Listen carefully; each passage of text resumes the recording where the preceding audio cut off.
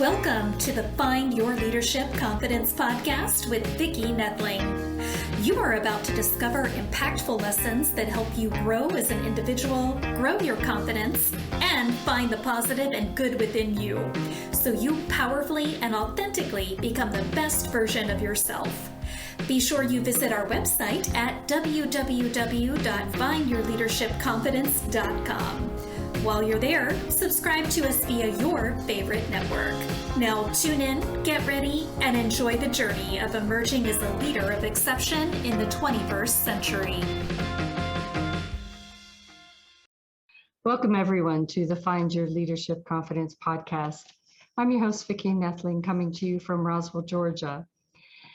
The goal of this podcast is to empower you by having guests and topics that will help you grow as a confident leader and take your business or your life to the next level. Today, my guest is Kristi Spencer. Please let me tell you a little bit about Kristi. The Polite Company offers individual and group etiquette coaching on business, social, and dining etiquette. Kristi Spencer founded the Polite Company on the principles of consideration, respect, and honesty. Kristi is a certified etiquette trainer, graduate of the Emily Post Institute, the foremost etiquette authority for the last 100 years. 25 years of experience as a journalist and businesswoman uniquely qualify her to deliver the message that good manners lead to successful personal and professional relationships. Kristi has a passion for showing and sharing how excellent manners lead to personal and professional success. I chose our theme to be business etiquette, from job interviews to office pet peeves. Please welcome Kristi Spencer. Well, I was wanting to see if I could switch up a little bit and have some play with the office pet peeves, because our office is like a how are we treating our cat or our dog, our 2-year-old, what are we but I thought this is something that is probably more so because we've had 2 years away from that guidance and being able to watch others doing it right or doing it wrong, and probably need it a lot more now than ever before. I always start out though with the easy question for you. What is the part of the country that you call your house, your home? Where do you live right now? I live outside of Joplin, Missouri, and right in the corner of Kansas, Oklahoma, Missouri, and Arkansas. So you're a country girl just like me. Well, that wasn't my intention, but yes, I am. Well, I'm from Pittsburgh originally, so we all float wherever we go, right? So is our society forgetting what it means to have good manners? I think that we're definitely becoming more informal, and things are a lot more relaxed than they, were in Emily Post's day, for sure.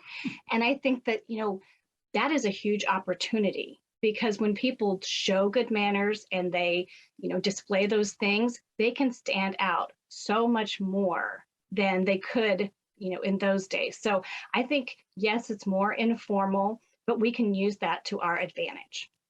Absolutely. I remember when my daughters were young, when we moved here to Georgia, they have cotillion, and I don't even know if they do it still, but that was my daughter's first exposure to being a proper lady and the etiquette. And it was great for her. It really made a huge difference. Yeah, and they still have cotillion all over the country.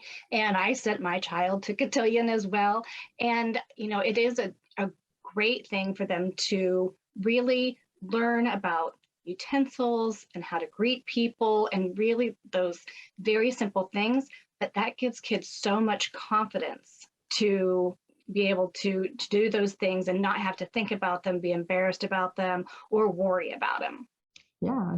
You think of a person who goes to a formal business dinner outing, and they've got in front of them forks and spoons, and they have no idea what to do with them.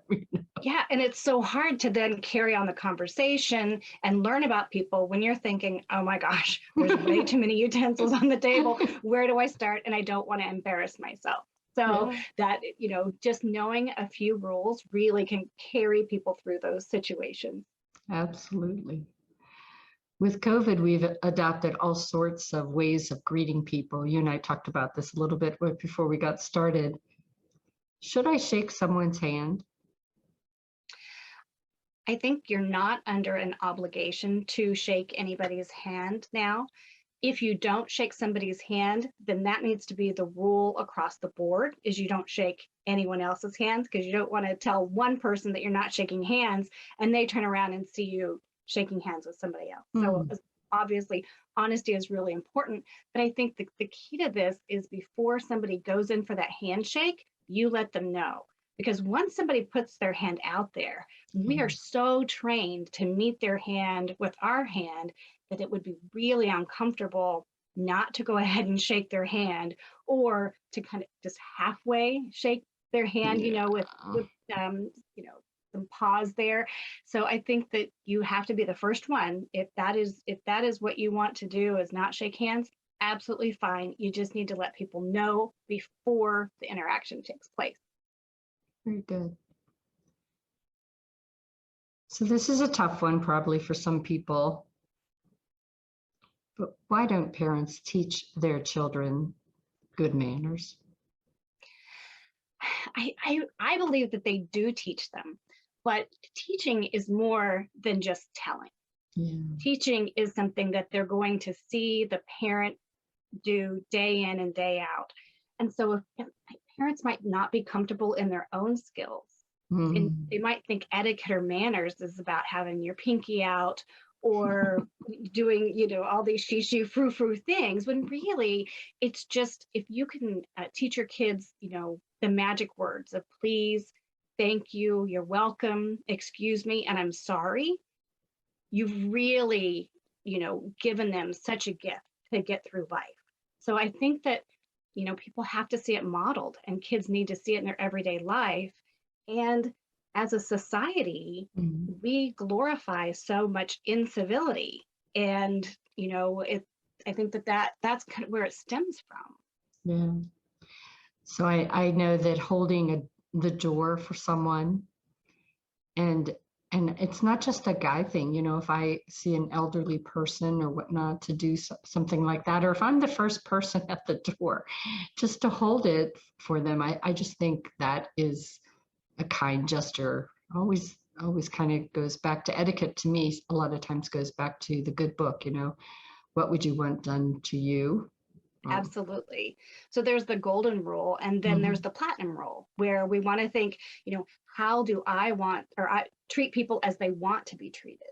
And so that really takes into account what people's preferences are about shaking hands, or their cultural background. And so I might prefer that somebody shakes my hand, but to really exercise etiquette and manners is to think about, well, what does that person want? Not what I do necessarily. So it really is very simple. Sorry for interrupting, but that just brought a thing to my mind. I remember the first time that I was going to be traveling for business international, and the first thing my manager said was, here, read this book on the culture. I think that's something that we really need to do, because respect goes two ways, right? And absolutely. I spent time as a teenager in Japan, and talk about what an amazing opportunity it was to see so many culturally different things from the United States to Japan. So really just asking questions and watching people and listening, and checking your perceptions and what you think is the thing to do at the door, and learning about other cultures really changes your entire mindset. And I think that's really important when we talk about job interviews, but also a lot of the audience is an entrepreneur and our world is now global. We have this no borders kind of thing. So I think understanding and researching the cultural etiquette is probably important for us. It is, and you don't have to go to another country to experience another culture. We're in our living rooms, and we're global just by the nature of where we are. So I think that having that understanding and understanding the differences, but then also understanding what are the similarities.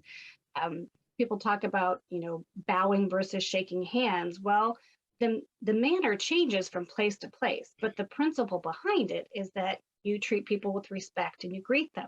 So keeping that principle in mind really helps. Awesome. So what about etiquette on social media? Well, we first of all have to remember that there is a person on the other end of that comment or their Instagram account. People, there's no reason, there's no benefit to making somebody feel poorly. And so I think if people keep in mind, that's a person on the other end, just like I am. We also talk about the bulletin board rule. So if you wouldn't print it out and put it on the bulletin board at your child's school or at your work or at your church, don't put it on social media, because people are held responsible for their beliefs or their comments that they make. And it is a comment on, people's belief systems and their integrity. And so, really keeping those two things in mind, it's really a person. And if you wouldn't say it in person, don't say it online. I used to tell my daughters, if it's okay to put on the bus that goes up and down Roswell Road, it's Absolutely. okay to say. All right. So I wanted to kind of get into that job interview. If you have a new applicant and they are preparing for that job interview, what do they need to do from an etiquette and perspective? The first thing is you want to be on time. And being on time for a job interview might mean arriving 5 to 10 minutes early.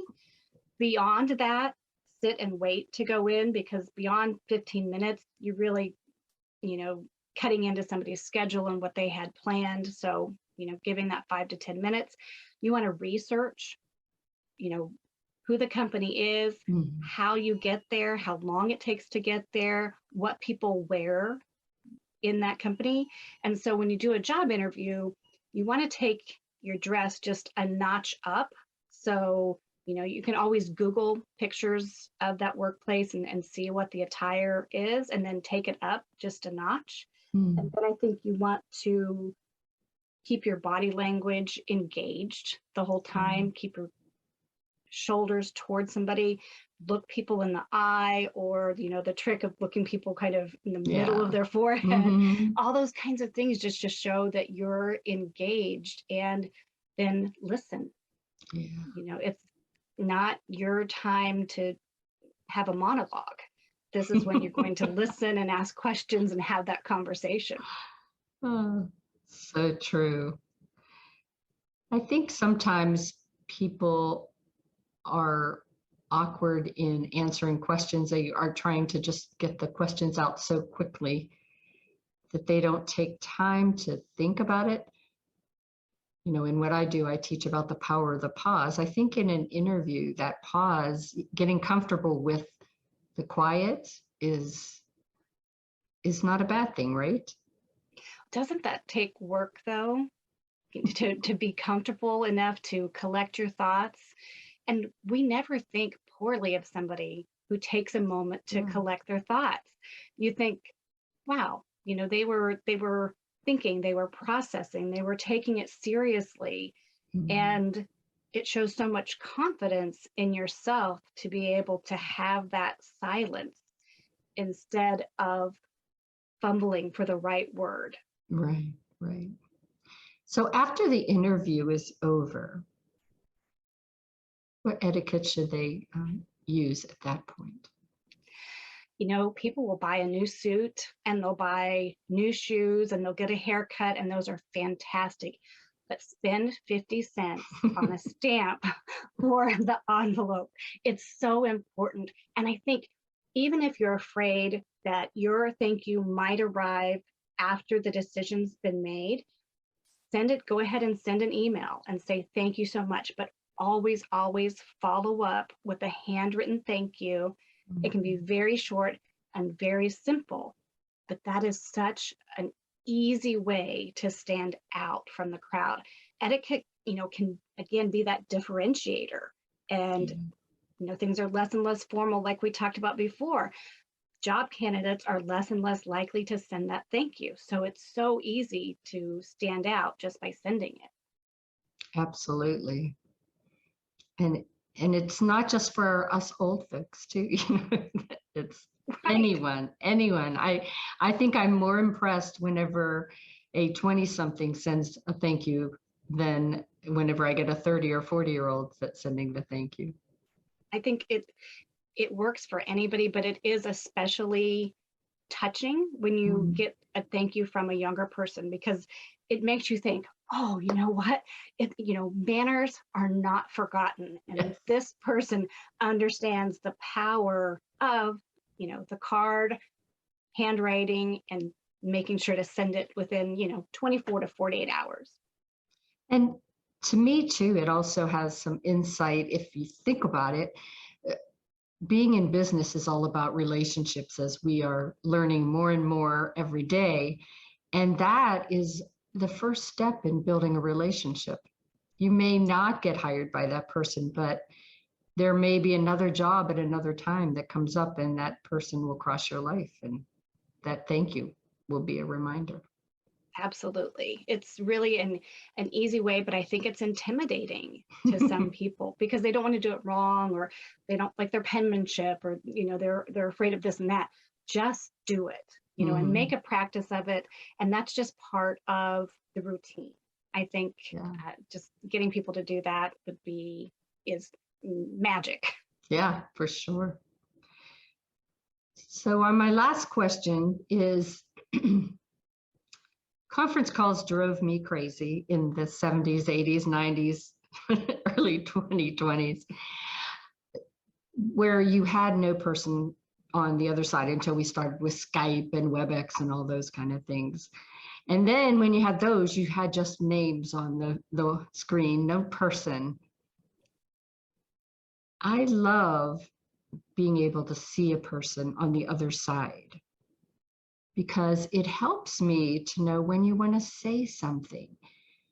How many of us have been the other person that have been waiting for that break in the conversation where you could say something?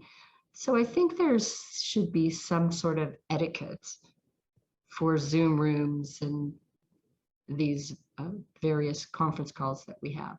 What are your thoughts on that?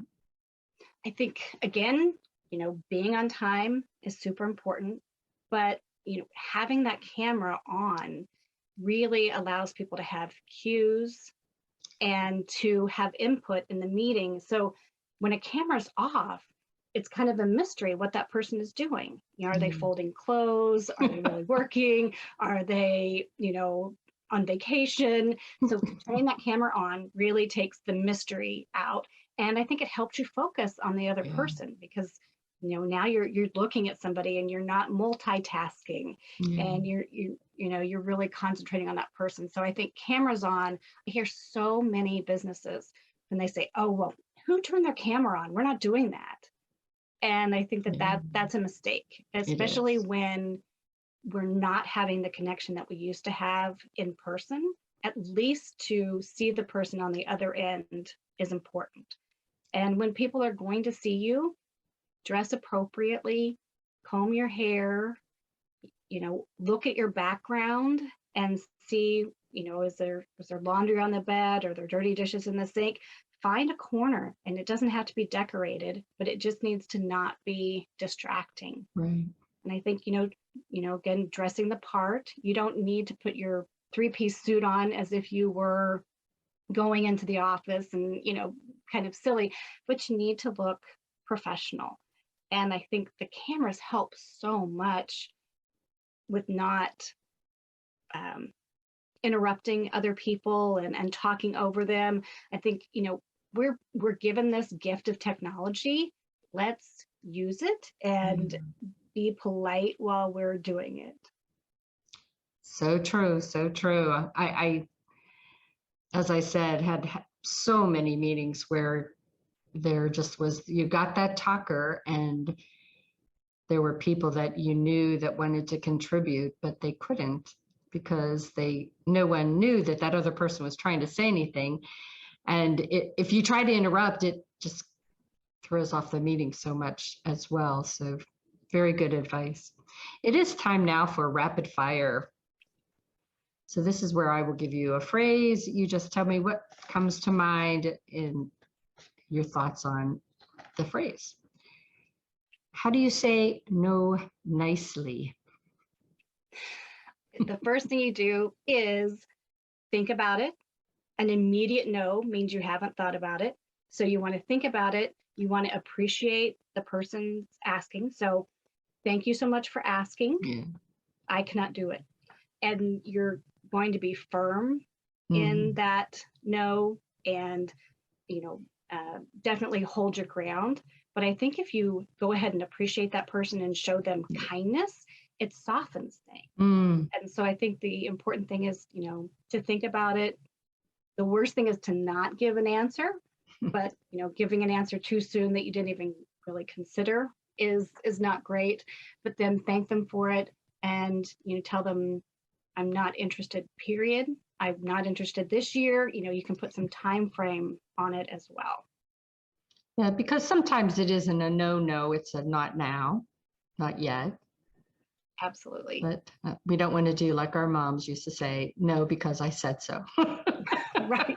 Yeah. And and the last thing we want to do are, those white lies or excuses. Because like the shaking hands, you're going to get found out. So in this world of social media, if you say you can't go somewhere and then you show up someplace else, people are going to find out.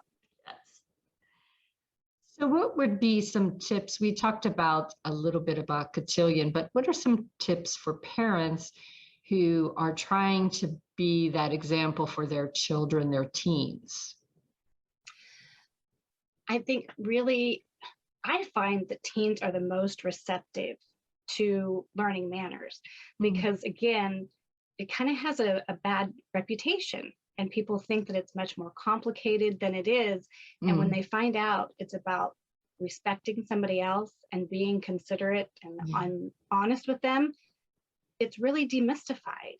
And it's not these list of rules. It's taking every interaction and saying, how can I build a relationship out of this? And even if it is saying no or something that seems like there's going to be some tension there, easing that over by knowing what to say and how to say it really empowers people. So I think, parents just need to model that and treat their children with consideration, respect, and honesty. And I think that that's what kids will give back. At least I hope so. I have a teenager right now. And so it's hard to navigate all of the hormones and the changes and the pressures that they have are really immense. And so just appreciating that and keeping the lines of communication open, but just treating them the way you want them to treat you. What does it mean to you when I say making messages matter? I think it goes back to picking what you say and picking what you don't say and listening to people, because we convey so much meaning by our body language that is not always what we say that's the message. It's how we say it. Yes. So we can use those magic words of thank you, I'm sorry, but said in a sarcastic tone, or when your actions don't match those words, you've done so much more damage. Yeah, so true. What did you take away from 25 years in journalism? That people really want to do good for their communities. And journalists, like Etiquette, has sometimes a bad rap. Yeah. And it's very difficult for people to deliver that news on a daily basis because, we're people. And so when horrible things happen to people or our community, we're right there. And so I think, understanding that, again, there's a person on the other end of that, and really bringing humanity back to media and what we represent of our communities is so, so important. Yeah, bringing humanity back. That's awesome. So what advice would you give your 20-year-old self today? That's a great question. I know. I So have like many volumes. things. Well, one, wear sunscreen. That would have been a good one. And I think don't do things because you think it's the expectation. Find that thing that makes your heart sing, whether or not it's safe, and do that. Yeah. That's awesome. Find what makes your heart sing. Well, it is time for us to warn everyone that is just listening in to grab a pencil and paper, because I'm going to share contact information. I'm sure that you want to know how to get in touch with Kristi, so let me share my screen. So Kristi's contact information is she can be reached at the website, the Polite Company. That's the POLITECOMPANY.com, the Polite Company. She's on Facebook. You can find her by searching Kristi Spencer .79. And she's on LinkedIn. Just search Kristi Spencer and you'll find her. So once again, if you want to know more about what she does, learn more about how you can be impactful, then please go to her website and contact her with any questions you have. She shared a lot of great tips, a lot of great advice for us, things that we all need to think about, because we are always a walking example for someone. Everybody is always watching us, and how we lead our lives are being impactful to others. So great to have you on. Very, very nice to meet you. And hopefully we can talk about some things in the future as well.